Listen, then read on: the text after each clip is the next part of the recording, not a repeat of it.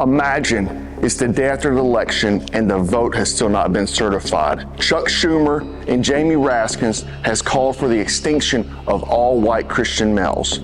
You just woke up, you did your 100 push-ups, your 100 air squats, you sat down, eat your eggs, toast, and bacon, have a little black coffee.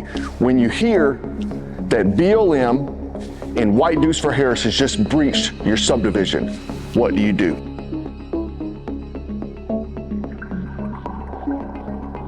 All right, guys, Black Scout Survival. Thanks for hanging out with me. What I'm going to go over today is the absolute essentials of what I think we're coming into the unknown. Civil unrest, you name it, is bound to happen. And what is the bare essentials you need? No BS, no nonsense. What I feel like citizen, the modern Minuteman, whatever you want to say, should have. This is what every American male should have in his closet, ready to go at a moment's notice. Obviously know how to use it, train with it, all that sort of stuff at the bare minimum. Now, if you're just getting into this stuff, I would highly suggest, number one, getting a pistol number one. Now, if I'm in a civil unrest SHTF situation, I'm going to carry something big because I have large hands. I don't want to have to fumble around with anything. This is a G34 Glock competition model, obviously. It has a larger thumb release, put a mag well on there, obviously modified the grips and all that stuff, have extended magazine as well. And that way it's large enough for me to wrap my hands around it quickly. I don't have to fumble with anything. You know, typically for concealed carry, I'd carry a Glock 19 or something else. But essentially for this, I want the biggest one I can have. Okay. So essentially that's what I would carry in an SHTF civil unrest situation. You can, if I was getting into the game, the first thing I have is a pistol because I can conceal this. I can carry this essentially anywhere amongst the populace, depending on the situation. But I would want something to that effect. The next thing moving from there, I go to AR-15. The reason why I say AR-15, because AR-15 can be heavily modified to your needs. It's the modern Minuteman gun. After I bought the rifle, whatever you want, whatever you can afford, the next thing I would get is a sling. You need to be able to have some way to keep it to your body. That way it cannot be taken from you. That way you can maneuver around your body, get your hands free so you don't have to sit your rifle down. You never ever want to sit your rifle down ever, okay? I think this is a SOB Tactical Sling. I've ran these for years. I like them. Good stuff. After that, I would get a weapon light. Okay. We sell models of weapon lights as well. This is the one I'm going to put on this rifle next because this Surefire has died. It's crap compared to ours. The BSS Tactical Light, the retail, I'm going to put this one on my rifle next. So light because you need to be able to see, identify what you're shooting, you know, friend or foe, whatever. Then I would move to the optic because you can shoot with iron sights just fine. But if you can afford it, move to an optic. I personally like EOTech. It's mainly because my eyes, I need the wider view. Choose wherever you want. I also suggest some way of magnification. This has the EOTech magnifier on it. That way I can magnify, I can see what I'm actually firing at.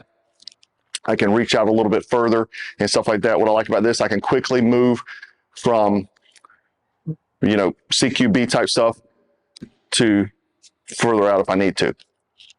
Obviously, they have various different magnification, ACOG, whatever you want to get, whatever you want to do. Beyond that, you may need an IR laser. An IR laser, because you need to be able to shoot with your night vision. And every man needs night vision. Women, tell your wives to watch this video. Every man needs night vision. Okay? You don't need a new refrigerator. Your man needs night vision. Anyway, IR laser, so that way you can shoot with night vision. That's really the main benefit of having night vision, having the ability to shoot with it. So trying to shoot, like this is an IR EOTech here, trying to shoot with that is very difficult compared to the laser. So I definitely recommend that. So now that we're through the defensive systems, let's move to some other stuff. Over the years, people have asked me, what is the cheapest night vision? And they'll send me some junk from Wish or Temu saying that, hey man, will this work? No, it will not work. Right now, I've partnered with US Night Vision, and we released what's known as the Black Scout Survival Civil Unrest Kit. This is the lowest cost option that can get you into a system that's actually good. And so what you're going to get with this system is a ballistic helmet, right? Stop from getting shot in the head. A PVS 14, okay? You're going to get your mount. You're going to get your articulation on that PVS 14, because usually PVS 14 are static. You got to buy the J-hook. This is articulating, so no button. You just can articulate from one eye to the other, and because you will get eye fatigue that way. PVS 14 monocular, that way you have one eye open to your natural environment. That way you don't walk under a street light or something like that and you don't know, because under night vision duals, everything is in white phosphor, right? This is white phosphor Gen 2 Plus. A lot of people get Gen 2s. This is Gen 2 Plus. Is actually very good. It's very hard to tell the difference between this and Gen 3. But this is a very affordable option. And again, you don't need a new dishwasher. You don't need a new washer and dryer. Women, you need to get your husband night vision. He has to be able to see in the dark when the bad guys come. When the white dudes for Harris comes, he needs to be able to defend your family. Anyway, lowest cost here is I'm going to put a link below.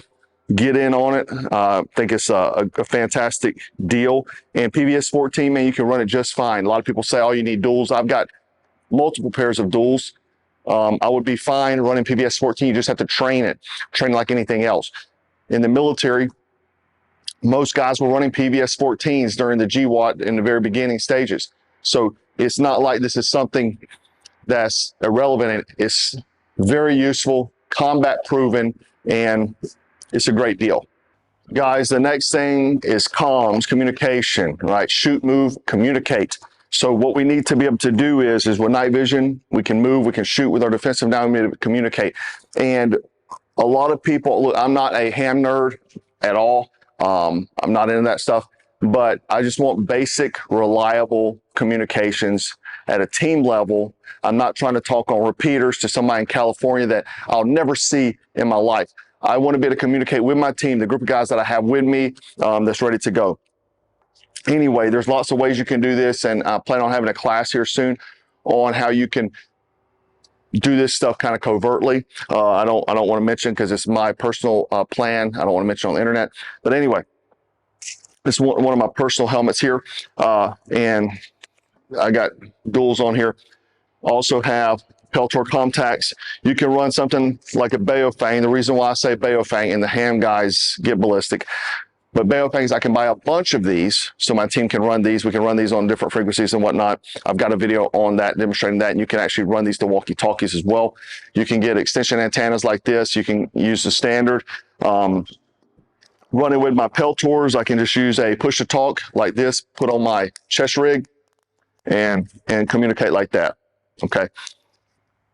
If I want to go more covert, put this in a jacket. I can run the Secret Service type setup with the clear in the ear and the mouthpiece on the sleeve, all that sort of stuff. So some form of communication, that way you can communicate with your team. Going back to IR, the benefit of IR is that you can drop chem lights, IR chem lights that no one can see. You can use strobes that no one else can see, but your teammates and things like that, so you know kind of where you're operating. Guys, the next thing would be the battle belt. The battle belt is essential. You can run it alone. It has the bare minimum of equipment you should have in most situations, and you can also stack this with your plate carrier, chest rig, what have you, your backpack. It's like a bat belt, Batman, right?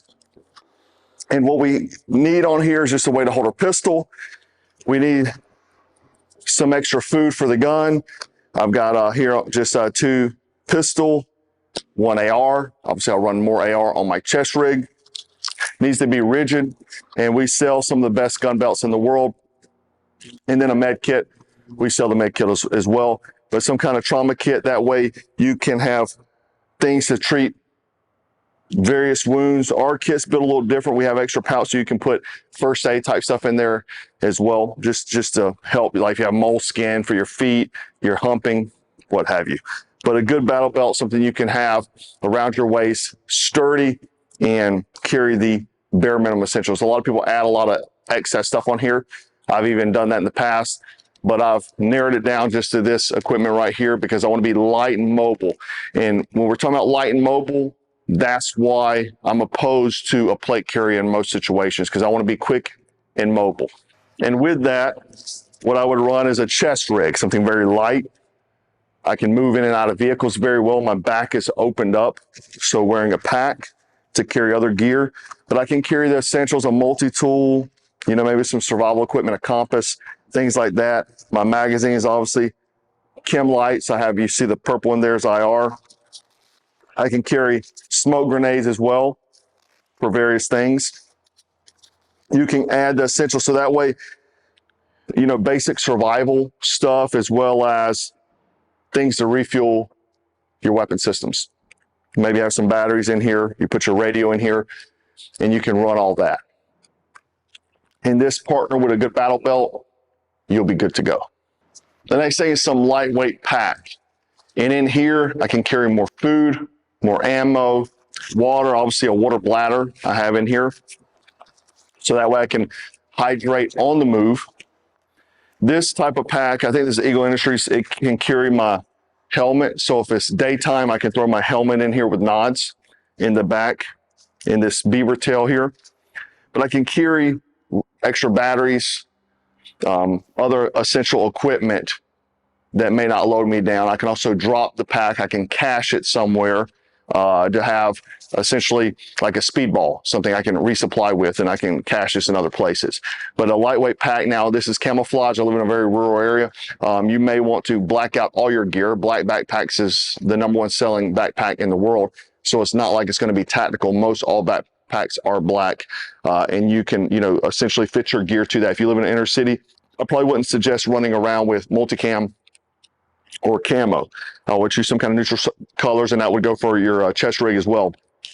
You can hide your chest rig under a jacket. That way it's not seen as well. But there's just a lot of different options you can run. A lot of people have, you know, civilianized options out there that you can check into.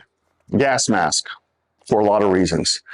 Maybe it's, you know, civil unrest, you're running around and tear gas, CS gas, whatever. You may be some kind of biological weapon. You know, it's easy to make those. I'm not going to tell you how, but there is ways that you can make mustard gas very easily with store-bought items. And so this is something I think is critical. You can carry it in your pack. You can get a drop leg pouch like from the military. And this is partial safety. You obviously want with the offset filter, that way you can aim and shoot with it. You can also run nods with these very easily because of the porthole type eyes. But a gas mask, this also has a ability to drink from it, a drinking tube. But there's a lot of options out there. Partial safety is my most recommended. We have a 25% discount with those. I'll put links to all this stuff below, by the way, so that way you don't have to fumble through trying to Google for it. You can get the links for everything. Okay, partial safety gas mask, and you can wear this with your helmet, whatnot. Let's look at just basic survival items. Now, you got a lot of nerds on YouTube that run around with like a wool blanket, axes, saws the size of their leg, and things like that. That is not survival. I don't really know what that is. Camping, primitive, like I don't know, like role playing, camping. I don't know. Survival means I'm not intending to get in some type of situation, but if I do, I have some gear that I can survive with. And so I want to have small items that's not going to be bulky. It's not going to slow me down. This is not my primary objective, is to go camping in the woods. My primary objective is to stay alive. And that's it. That's what we have: weapon systems, we have night vision, we have all this sort of stuff, gas masks, all these things. But we do need to have a basic survival kit. Okay. Every military in the world carries some form of survival gear on the person. Now, when we look at just a basic survival kit, this has all the essentials in it and some backup items, obviously like a compass. I don't want to have a full-blown compass, a big one to navigate with. Don't rely on GPS, but some small survival kit like this where we have, emergency signaling devices, fishing gear, water purification tablets, snare wire, compasses, candle, fire starting device, a small light.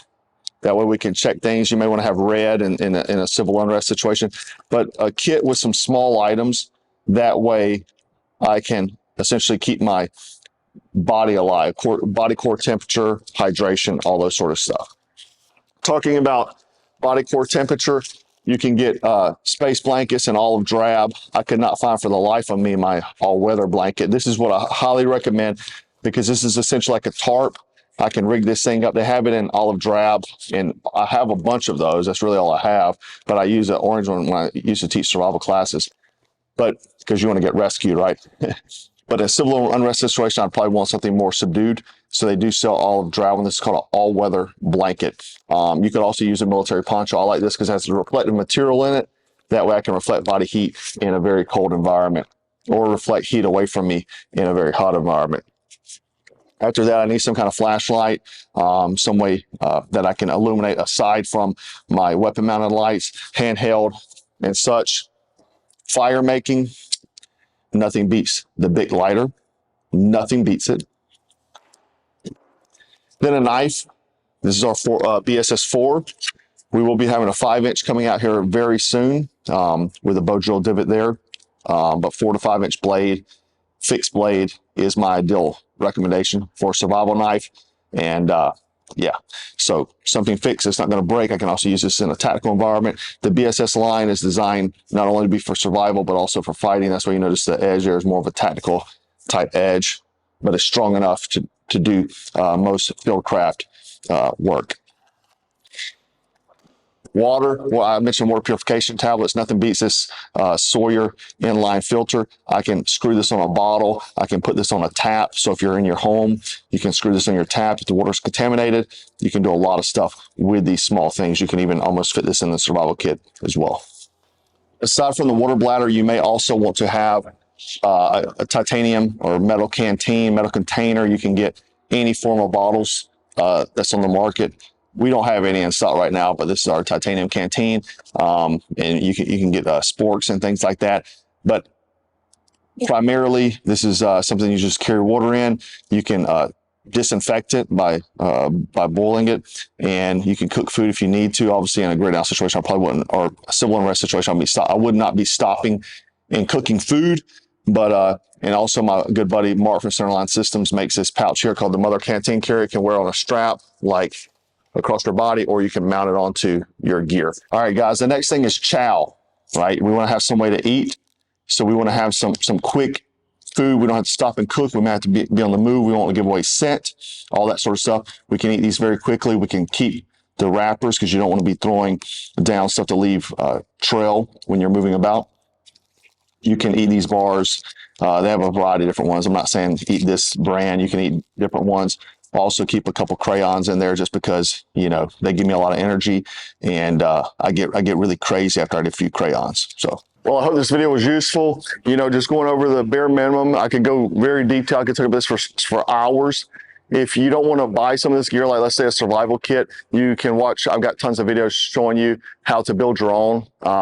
You know, you could use heavy duty garbage bags for shelter. I've got videos showing how to do that stuff. I've got a ton of videos showing how to do various survival tasks with literally nothing, or things you can find at home in your junk drawer. So that's it, guys.